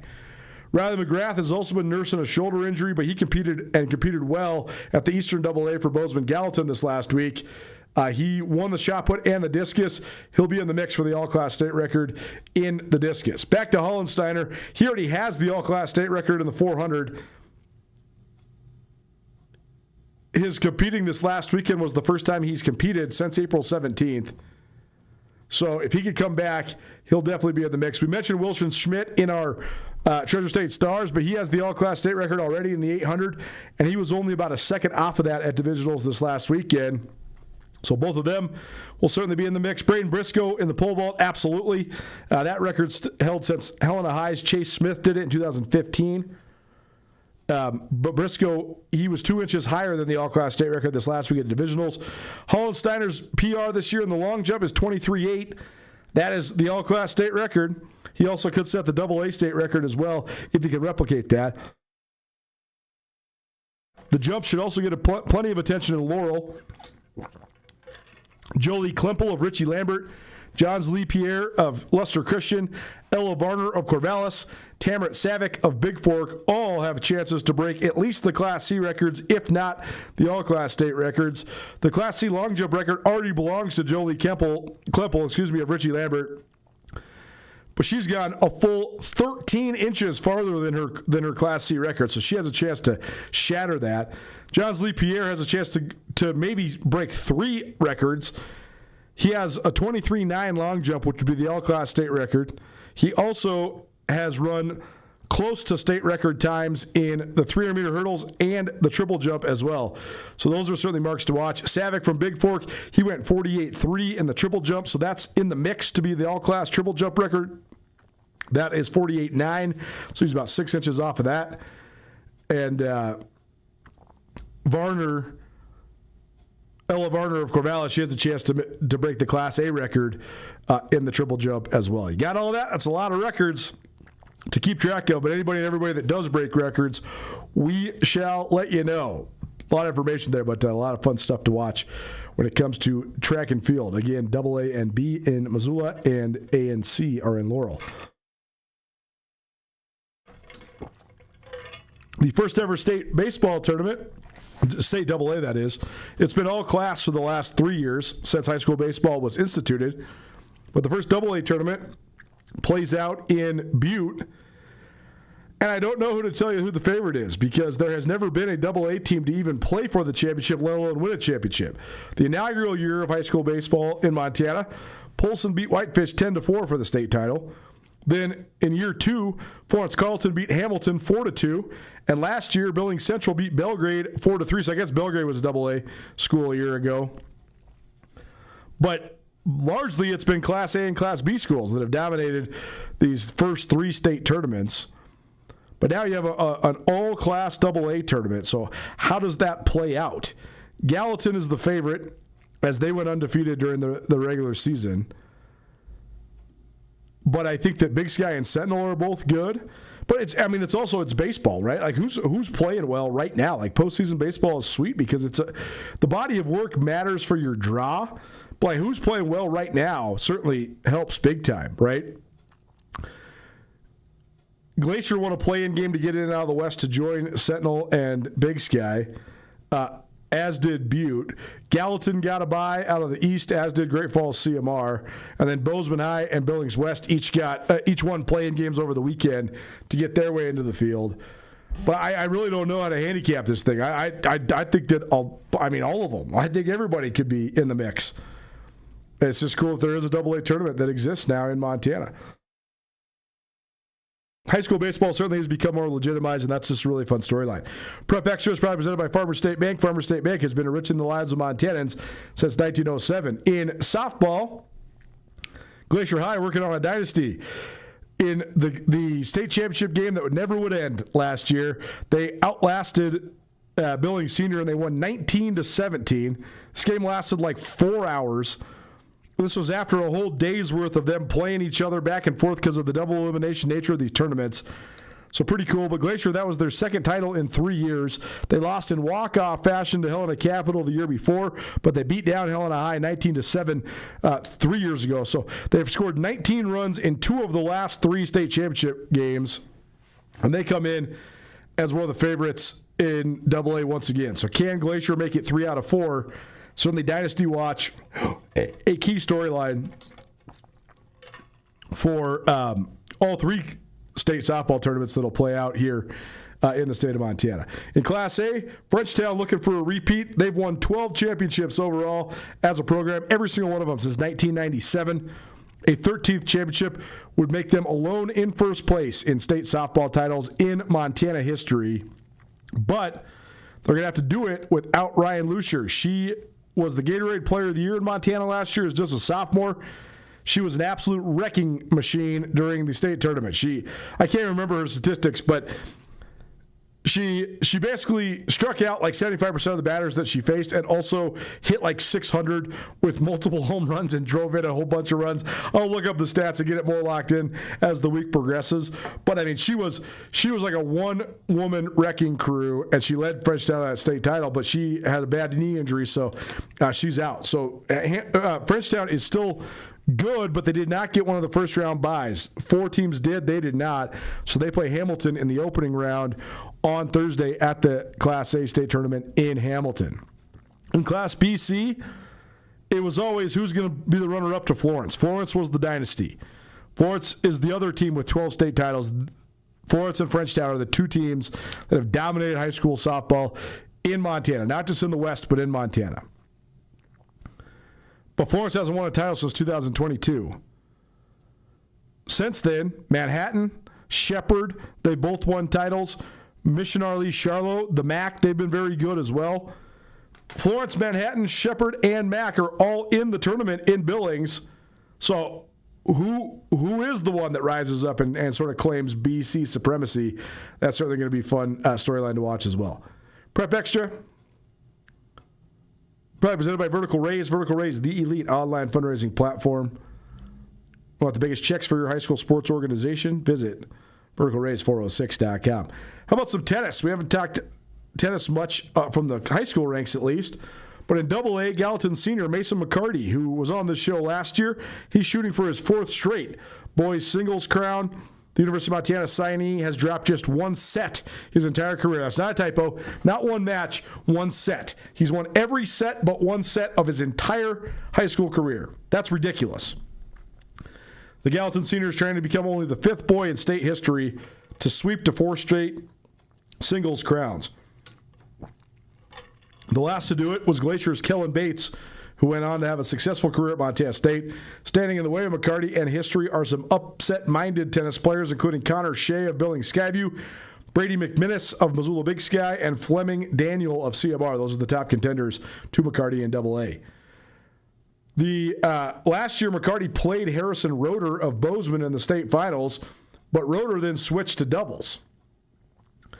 Colin Gross, he switched to doubles and will play with Colin Gross. Hellgate's Jack Curry Welch, who also was a top contender to McCarty last year, he also has switched to doubles. So new contenders in the singles ranks for McCarty. Last spring, the Hellgate girls were denied a 3rd straight team title. They came up short, but now they're gunning for a 3rd title in 4 years, and that's certainly a strong possibility. Elliot Banziger is going for her 4th straight crown for the Knights. She would become the 5th girl to accomplish that feat. She has yet to drop a match in high school, but she may be pushed by Great Falls CMR freshman phenom Georgia Pike, who is also undefeated this season. Those two have not ever played, so if that's the final, that could be interesting. A 4-year senior who is undefeated for her career versus a freshman who is undefeated in her first year. That could be a juicy storyline. Class A tennis, it's been 36 years since the Whitefish boys won 2 state championships in a row. All the pieces are certainly in place for the Bulldogs to get it done again this week. They are led by undefeated singles player Jake Ulrich. I told you we come back to Valley Christian, but Valley Christian chasing a boys championship repeat in Class C, and they have 7 state qualifiers. Eagles sophomore Alander Bork is the favorite to claim the singles title in Class C after finishing second as both an 8th grader and a freshman. Cutbank's Cage Ramey and Terry's Jonah Holden will also challenge for the Class C boys state title. Prep Extra, probably presented by Farmer State Bank, enriching the lives of Montanans since 1907. We'll talk some NBA on the other side. Who am I taking in Game 5? I'm not sure yet. I'll decide, though, before we get off the air. So don't change that dial. We got picks and analysis coming your way. It's 129 ESPN Radio.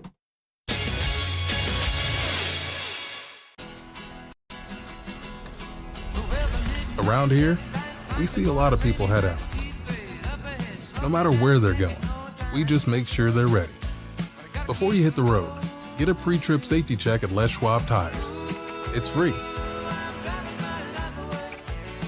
Plus, this May, save up to $200 on select sets of 4 tires. If we can't guarantee it, we won't sell it. At Shields, we're anglers, endlessly seeking and refining techniques. We're hunters storytellers. Because we've been out there. We're experts that put products and gear to the test so we can share that knowledge with you. At Shields, we understand your outdoor journey and the path you're on because we walk it too, every step of the way. Shields, right there with you. Mountain Town Vacation Rental Management, your local partner for vacation rental success. We provide a fully customized hosting experience tailored to your needs and goals. Your home is listed on every major site, helping you maximize visibility and bookings. And our local team is available 24/7 to handle guest needs and booking inquiries. Let us take the stress out of managing your vacation home. Contact us today at mountaintownvrm.com or give us a call at 406-369-3080.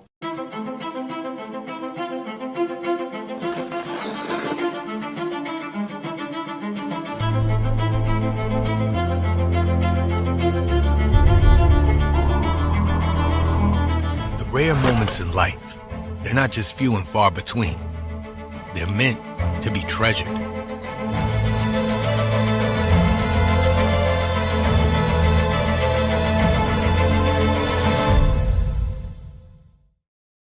Bring the whole family to the Stone of Accord for a wonderful brunch.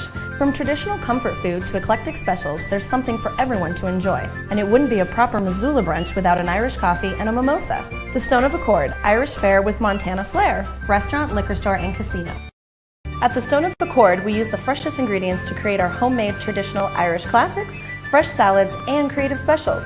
Come enjoy our warm, family-friendly atmosphere. The Stone of Accord, Irish fare with Montana flair. Restaurant, liquor store, and casino.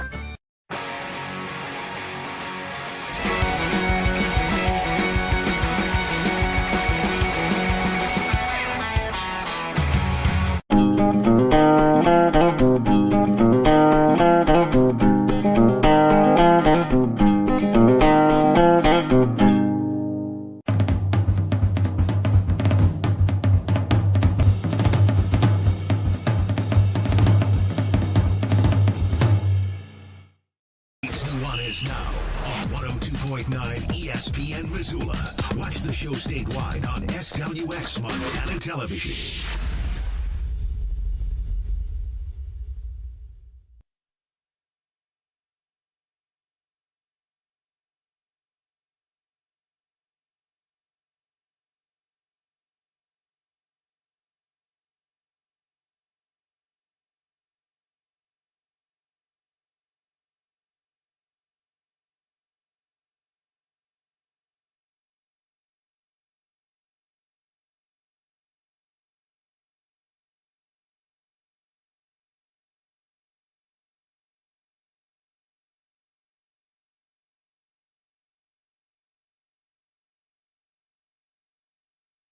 Welcome back.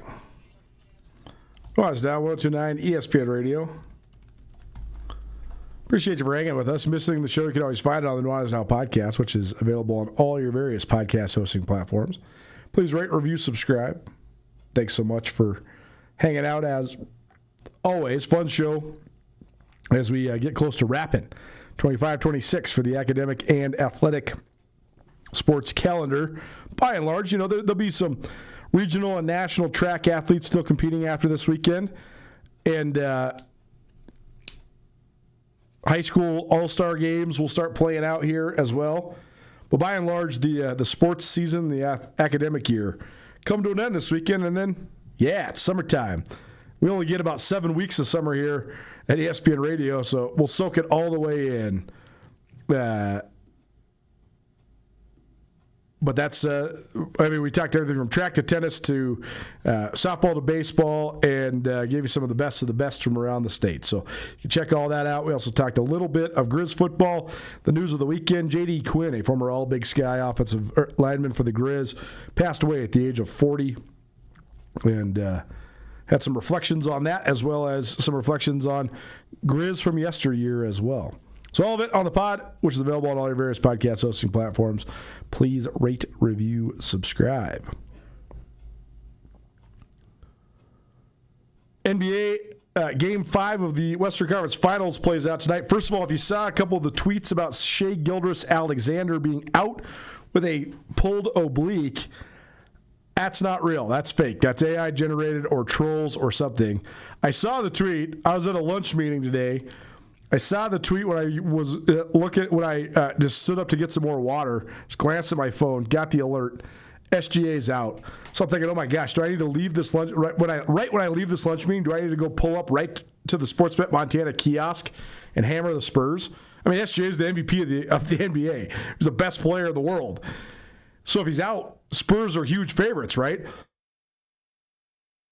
So I'm texting my brother Brooks, and I'm like, all right, is SGA out? And if so, do we just hammer the Spurs tonight, or what are we doing? And he's like, where'd you see that? Where'd you see that? Then he searches some channels, and then I do some searching as well, and then I realize, no, this has not been reported by anybody legitimate. This was just a troll or some sort of algorithm glitch. So if you saw that, that is fake news. The Thunder are back at home tonight. They're 4-point favorites. I think that's about right. The Spurs have a ton of momentum coming off of their Game 4 win where they absolutely dominated OKC. To me, this comes down to, Victor Wembanyama is way better than Chet Holmgren. That is not sharp analysis or any sort of revelatory material. That is very clear to see if you're watching this series. That said, Victor Wembanyama can't just embarrass Chet Holmgren. If you're the Thunder, you need Chet to rise to the occasion. He was third team All-NBA. Wemby was first team. So Wemby's better, but Chet is still acknowledged as a top 15 player in the National Basketball Association. He's got to play with some semblance of respect for himself, and also he's got to bring something to the table. That's the number one key factor for the Thunder, and then they also just have to protect home court. It's as simple as that. For the Spurs, they got to keep making SGA work, and if they can keep riding the wave that is this completely electric emergence, not even emergence, explosion of a supernova that is Victor Wembanyama, the Spurs can absolutely win the title this year. If the Spurs win tonight, I think the Spurs are going to win the NBA championship. That's how big I think this game is. If the Thunder win tonight, I think the Thunder are going to win the NBA championship. That's how big this game is. I think it's a better shot for the Spurs to propel themselves to those sort of heights, though, if they can steal one in OKC tonight. But I think the Thunder will win. I got the Thunder minus 4.5. We'll see if I'm right tomorrow. We'll see you at 4 p.m. Thanks for being here. Nuanez